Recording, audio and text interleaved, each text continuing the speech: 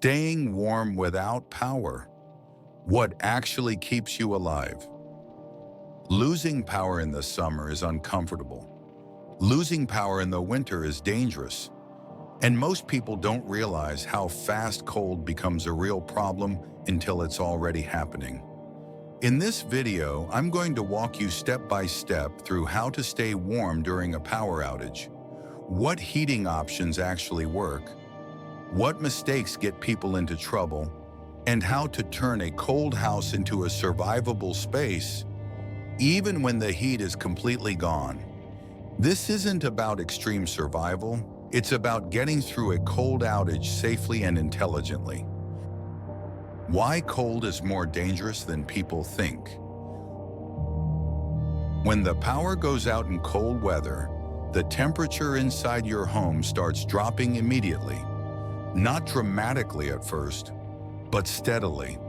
And once indoor temperatures drop below about 60 degrees, the body starts working harder just to maintain heat. Below 50 degrees, fine motor skills decline. Below 40, judgment starts to suffer.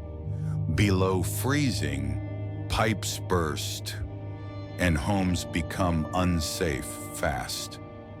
Cold doesn't feel urgent at first. That's what makes it dangerous. The mistake most people make. The biggest mistake people make during cold outages is trying to heat the entire house. That's almost always impossible without grid power. Instead, the goal should be heat people, not space. Heat one room, not the whole home. Reduce heat loss before adding heat. Warmth is about efficiency, not brute force. Step 1. Stop the heat loss. Before you add any heat, you need to stop losing it. Cold air enters through windows, doors, fireplaces, basements, unused rooms. Simple steps make a big difference. Hang blankets or towels over windows. Place rolled towels at door gaps. Close off unused rooms. Block off stairways if heat rises too quickly. Insulation doesn't have to be permanent to be effective. Every layer buys you time. Step 2. Create a microclimate. One of the most effective strategies during cold outages is creating a microclimate.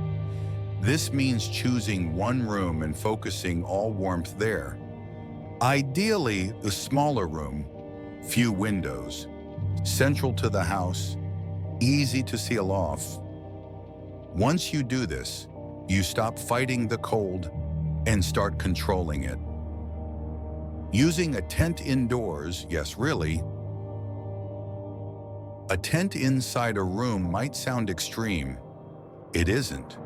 A tent traps body heat incredibly well. Inside a tent, temperatures can rise 10 to 20 degrees just from body heat alone. Add blankets, sleeping bags, and insulation underneath, and the difference is dramatic. You're no longer heating a room. You're heating a space just big enough to survive comfortably. Understanding heat output, simple science. Let's talk briefly about heat output because this matters. Heating devices are measured in BTUs, British thermal units. As a rough example, a 12-foot by 12-foot room with average ceiling height is about 1,100 cubic feet. In cold conditions, maintaining that space might take 3,000 to 5,000 BTUs, depending on insulation. That's well within the range of small propane heaters. This is why heating one room works, and heating a whole house doesn't. Practical heating options that actually work. Let's talk about realistic options. Propane heaters. Small indoor rated propane heaters are one of the most effective tools. Pros: high heat output, portable, reliable. Cons: requires ventilation, uses fuel, must be used correctly. Never use outdoor-only heaters indoors. Always follow manufacturer guidelines. Wood stoves and small burners. If you have a wood stove, it's an incredible asset. Even a small stove can heat a space effectively. Important considerations: proper ventilation, fire safety, fuel management. A controlled fire beats uncontrolled cold. Candles: what they can and can't do. Candles are not heaters, but they do contribute small amounts of warmth and psychological comfort.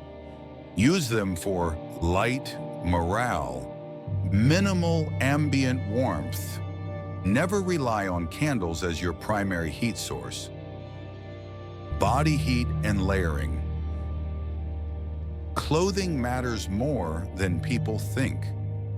Focus on layers, wool or synthetic fabrics, covering extremities, dry socks. You're not dressing for outdoors. You're dressing for reduced indoor heat. Carbon monoxide and oxygen safety, this is critical. Anytime you burn fuel indoors, safety becomes non-negotiable.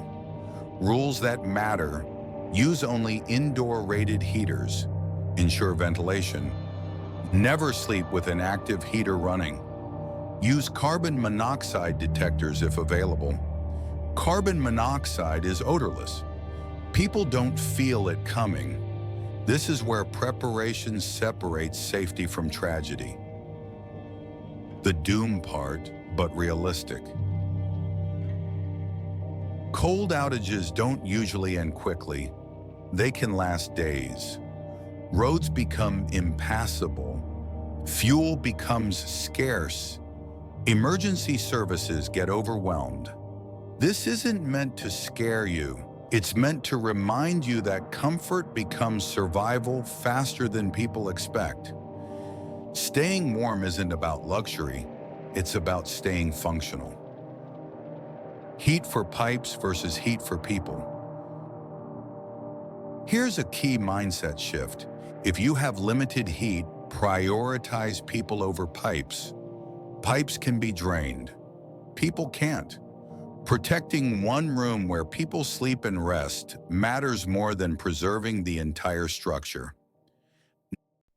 Nighttime is the real test. Cold is hardest at night. That's when temperatures drop, activity slows, fatigue sets in. This is where tents, sleeping bags, insulated bedding, shared warmth make the difference. Sleep restores judgment. Judgment prevents mistakes. Common cold weather mistakes: heating too much space, burning fuel unsafely, ignoring ventilation, underestimating heat loss, waiting too long to adapt. Cold punishes hesitation. Early adjustments matter. In closing, staying warm during a power outage isn't about having the biggest heater. It's about reducing space, conserving energy, using heat intelligently, protecting your body first. Cold doesn't care how prepared you think you are, but it rewards people who plan calmly and act early. Steady days aren't built by panic. They're built by understanding the problem and working with it instead of against it.